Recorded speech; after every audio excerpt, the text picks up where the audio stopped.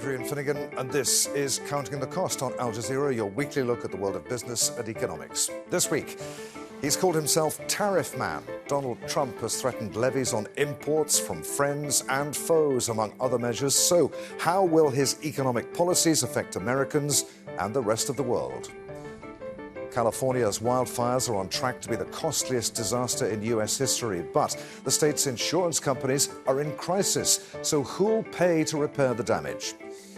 And Britain plans its first sanctions law targeting people smugglers. But how will the measures work, and will they help stop the illegal trade? Tariffs are at the core of Donald Trump's economic policies, and he's threatened to hike them as soon as he assumes office as U.S. president.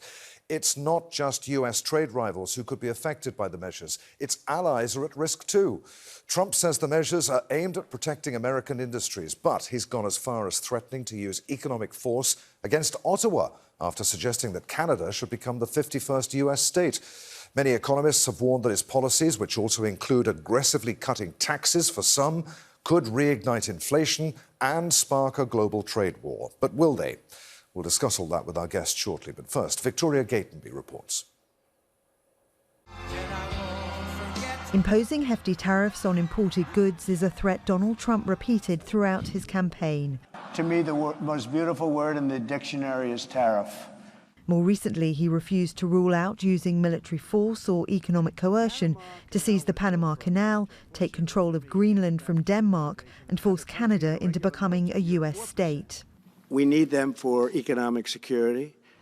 Trump says tariffs would encourage foreign companies to make goods in the U.S. Many business leaders say the cost of them would be borne by U.S. consumers in the form of higher prices. Tariffs are taxes. We all know that. They are inflationary. They're paid for by consumers. And if we go forward with the proposals that President Trump has indicated he may put in place, it would have a severe reaction in terms of the prosperity of the United States, and it would increase inflation. The Biden administration sharply increased tariffs on imports from China last year in an attempt to protect American jobs. They covered electric vehicles, batteries and semiconductors and applied to $18 billion worth of Chinese products. But Trump's plans go much further, and there are worries they could lead to trade wars. If we consider him 10 to 20% on exports from all sources, except for 60% on China, we're seeing a tariff coverage that's 10 times the magnitude of the first trade war. And the tariff rates are much higher. Economists say Wall Street has given Trump a honeymoon, with stocks initially surging. But some worry about the economic impact of his decision to hire tech gurus Vivek Ramaswamy and Elon Musk to make massive government cuts. If Trump imposes tariffs that provoke retaliatory measures by China and others, economists warn they could hit U.S. exports and investors and drive up prices for ordinary Americans. Victoria Gatenby, Al Jazeera, for Counting the Cost. So what are tariffs and how do they work? Well, they're a tax on foreign goods brought into nations like the United States. Governments use them to protect their domestic industries. For example, a car imported into the US with a value of $50,000, subject to a 25% tariff, would face a $12,500 charge. Now, Trump insists that tariffs are paid for by foreign countries and won't cost the consumer. But experts almost universally disagree. The charge is physically paid by the domestic company that imports the goods and not the foreign company that exports it. Tariffs can hurt foreign countries if buyers shy away from higher prices caused by an increase in levies, but that can be mitigated if they sell their products elsewhere. Nations can also take retaliatory measures, which could lead to a full-blown trade war.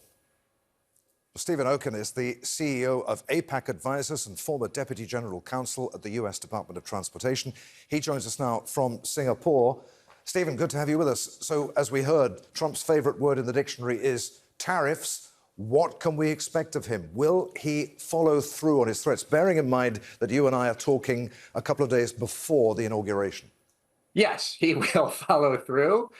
He believes in tariffs. He used tariffs last time.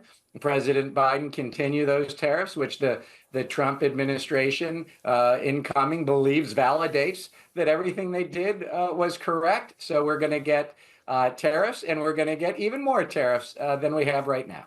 So are those tariffs, though, going to help or hinder the US economy? Are they going to be inflationary?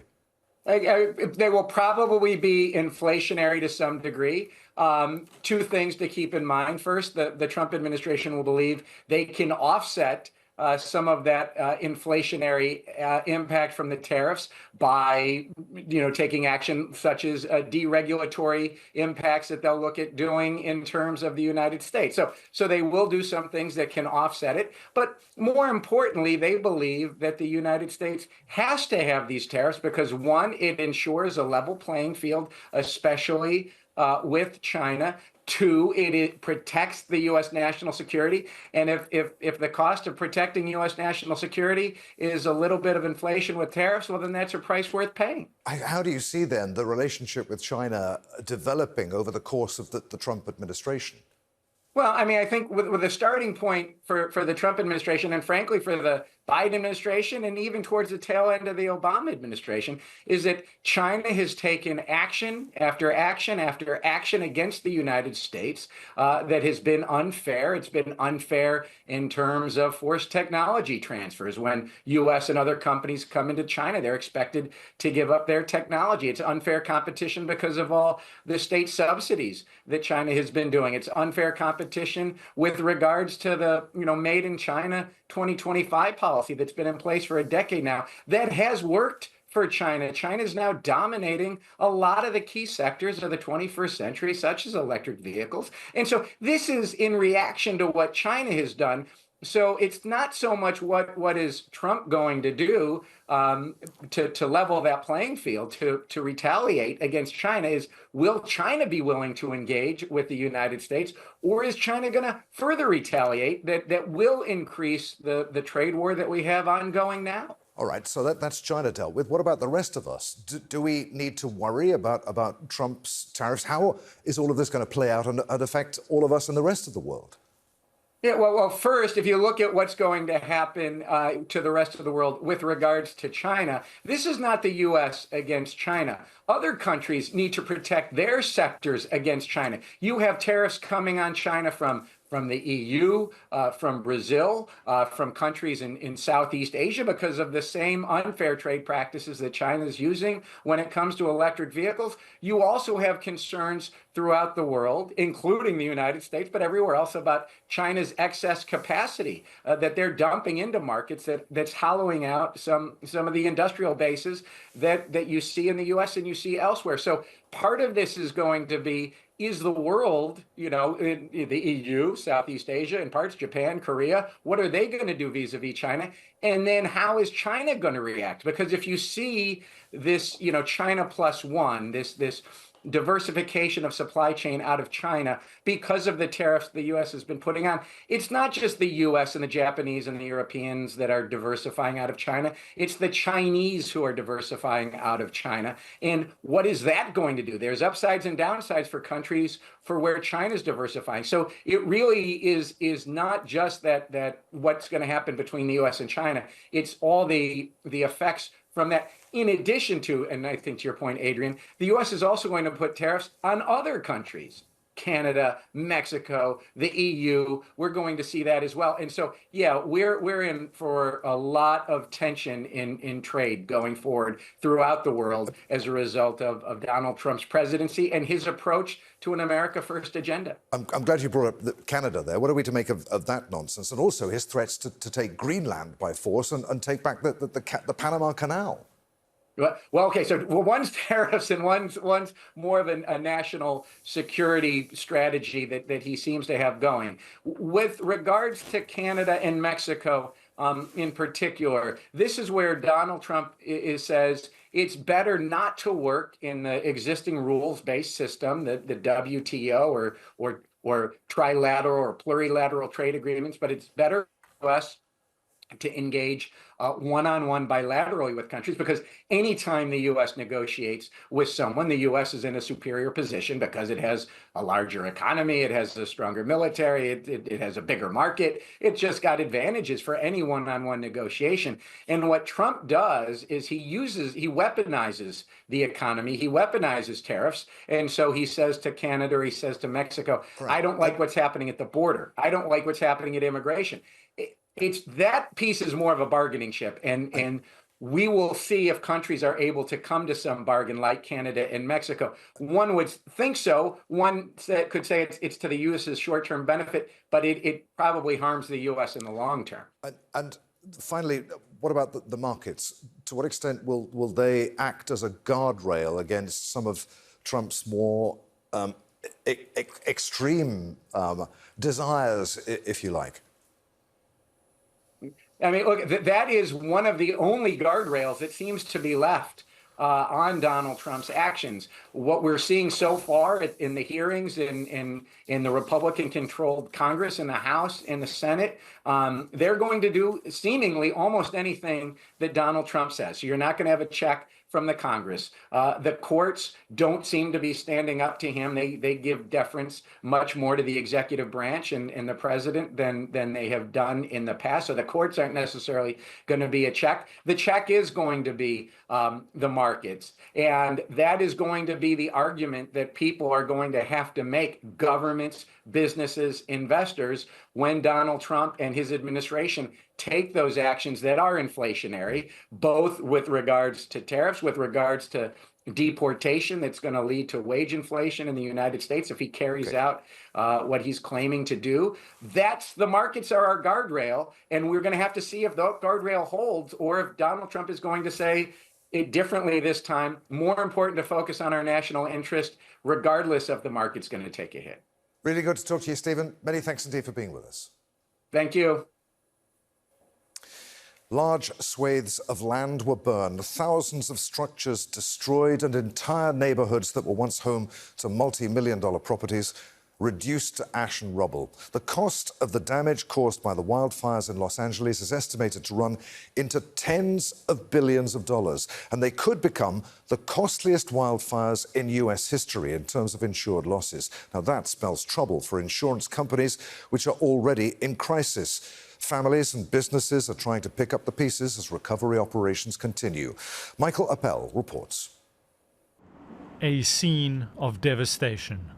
Whole neighborhoods reduced to ash and rubble.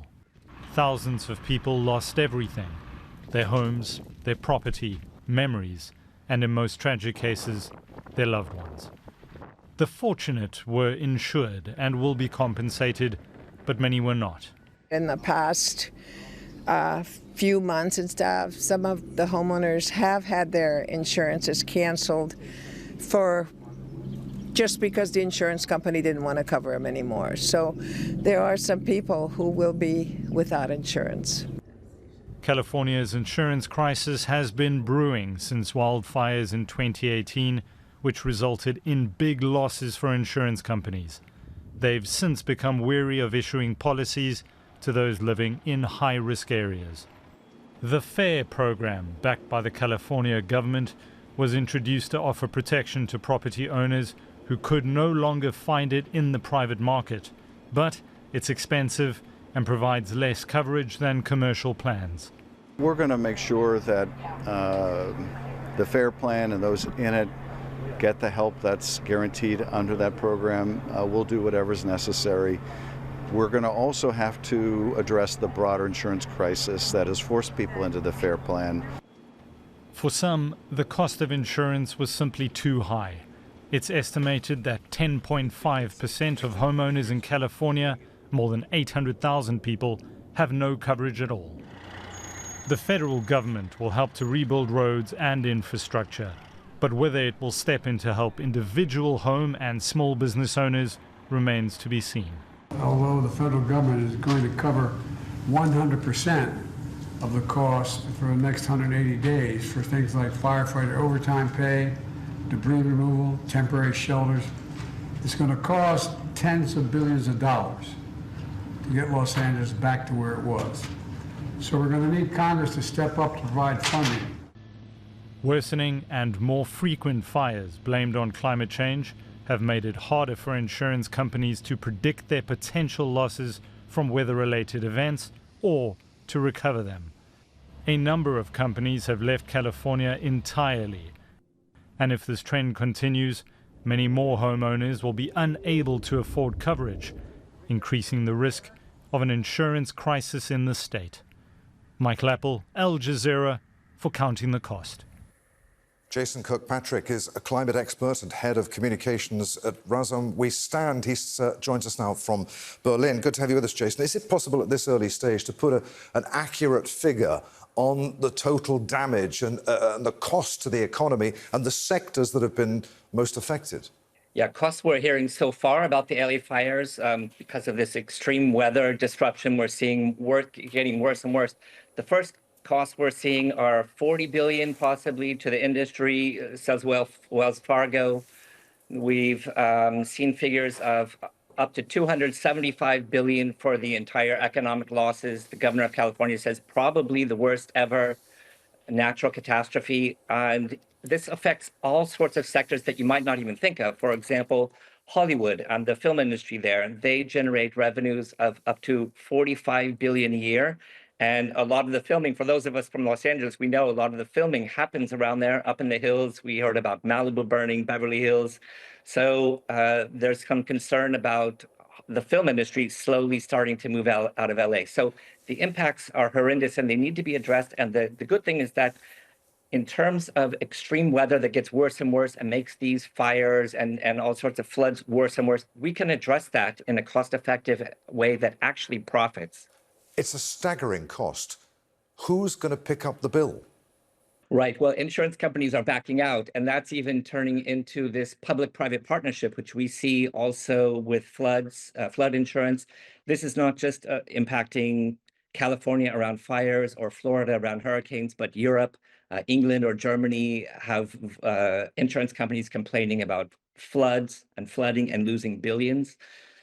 So the federal government, but it's in a way, it's the same kind of public-private partnership that we see with the nuclear industry and these extreme catastrophes. So when times are good, when everything works well, there's profit there for the insurance companies or the nuclear industry. When times go bad, there's fires, floods, or with the nuclear industry, if there's a meltdown or dealing with thousands of years of nuclear waste, it's the public that pays. So this is something that needs to be addressed, and the public need to really take a hard look at this and see if the politicians they're electing to make these kind of decisions, they want to keep electing them and have these losses paid with the public purse. Do you think that these fires are a wake-up call at last, and that people now are beginning to realise that they need to implement these kind of measures, even if politicians don't realise that?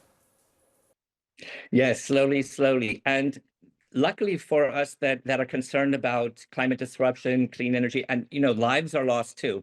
In the USA, in richer countries, we're a bit more able to adapt, although I think it's 25 lives lost in Los Angeles, which is a tragedy. But when these extreme weather events happen, for example, in Africa, they create droughts where it's reported hundreds of thousands or millions are starving to death because of this climate disruption. So people are taking people are getting awake, and especially one thing that's doing is the economics. We see these solar panels getting cheaper and cheaper. Electric cars now, in the last couple of years, are at the point where over the lifespan, they're cheaper. We're seeing China, especially China, is leading the way in producing now really super cheap solar panels, electric cars. And in China, they're switching faster than anyone expected. And this is having ramifications on the global oil market. So Trump says, drill, baby, drill. He's going to be pivoting to oil and gas. But the oil industry themselves says that they do not predict in coming years rapid gasoline or oil need, because they're looking at China, where there's a massive rollout of electric cars. And the oil company themselves in America, they're predicting that there is no need for massively increasing oil supply in coming years. And they don't see an environment where it makes sense to invest. So Trump himself is going to have to be facing the reality of the clean energy revolution that's just coming. And what about the insurance companies and individual homeowners and small business owners who've lost everything? We heard in Michael's report that there are thousands of people who had no insurance at all because it had simply become too expensive, or they couldn't get cover because insurance companies were not willing to take the risk. What needs to change so that people whose lives are there, they live there, can continue to live there and know that they're covered against future climate-related events? Sadly, I would say, and I'm sure I hear insurance executives saying the same thing. The insurance industry in America, in many ways, broken. Luckily, in California, they have a kind of backup plan, which is in a way like Obamacare for people that aren't able to afford insurance or have market value rates, so that the poorest of the poor can get some insurance. As we know, Los Angeles already has a homeless problem. This fire makes more people homeless, and it's not just those that have lost $2 million houses in Malibu who have to search a place. Maybe they can afford a hotel or go stay with a friend. But also the people that are often migrants, they might be cleaning pools of these richer folks or doing the gardening. Now, those folks are also out of a job, and those folks are maybe 1 week's paycheck away from real homelessness. Jason, been really fascinating to talk to you. Many thanks indeed for being with us on Counting the Cost. Thank you very much. I appreciate it. Nearly 37,000 people crossed the English Channel on small boats in 2024. Migrants, mainly from North Africa, the Middle East and elsewhere in Europe, pay thousands of dollars to traffickers to try to cross one of the world's busiest shipping routes. Britain's Prime Minister Keir Starmer is under pressure to crack down on the flow of migrants attempting to make the dangerous and illegal journey to the UK via France's northern coast. Starmer says that if you're going to smash a gang that's driven by money, you need to follow the money. And he plans to do that by introducing a new sanctions regime on smuggling networks. Now, under the plans announced last week, the government could freeze the assets of those suspected of people smuggling and implement travel bans against them. The proposed measures would mean UK-based individuals and financial institutions would be barred by law from dealing with those sanctioned. Critics say, though, the measures are not enough to stop the small boat crossings. Starmer has abolished the controversial Rwanda scheme established by the previous Conservative government, which planned to deport migrants arriving in the UK illegally to Rwanda. Peter Walsh is a senior researcher at the Migration Observatory and the University of Oxford, lecturer in migration studies. He joins us now from Oxford. Good to have you with us, Peter. So how big of a problem is the issue of people smuggling in the UK, and what impact do migrants have on the British economy?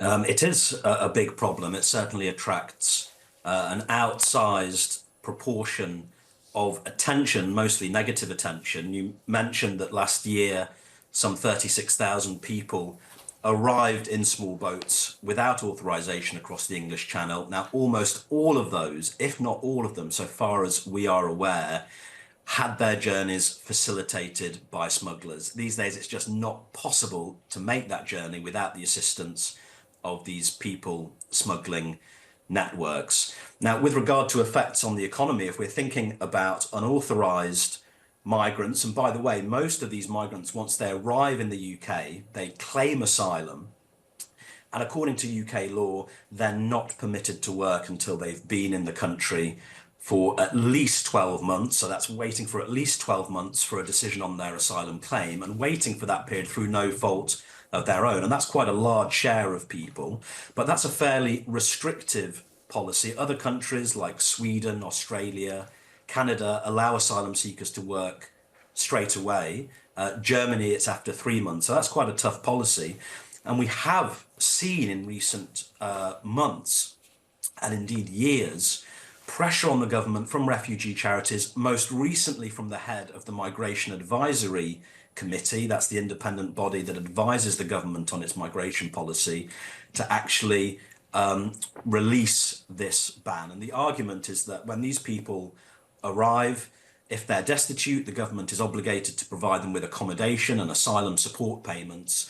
And the government is providing that support to 110,000 people at the moment, and that's rung up a big bill, over £4 billion last fiscal year, just on accommodation and asylum support payments. And the argument runs, if you allow these individuals to work, they'll make a contribution to the exchequer through the income tax that they pay, and they'll no longer be as reliant on government accommodation and support. So how will the Prime Minister's proposals to implement sanctions against people smugglers work, given that people smugglers operate generally in a cash-based, informal network? How can the government target their assets?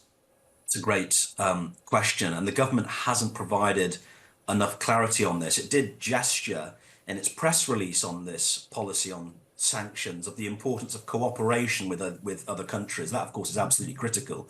But I think the bigger question is, how are you going to regulate these kinds of payments, which are often by cash, they're often anonymous, using the Hawala system?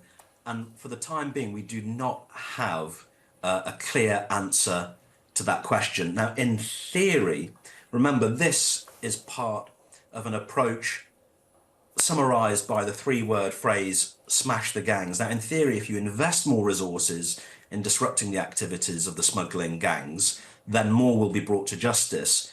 But that doesn't necessarily mean you will get less unauthorized migration across the channel. And that's because, okay, you can apprehend some of the people who are involved most directly on the ground in the smuggling operations, but they can very quickly be replaced. It doesn't require a lot of investment to train the skills required or a big financial investment to get a small boat smuggling operation up and running. So you can apprehend these individuals, but can you apprehend them at a faster rate than they can be replaced? Now, that is a fundamental challenge. It was faced by the previous government. The Labour government are probably learning about that now.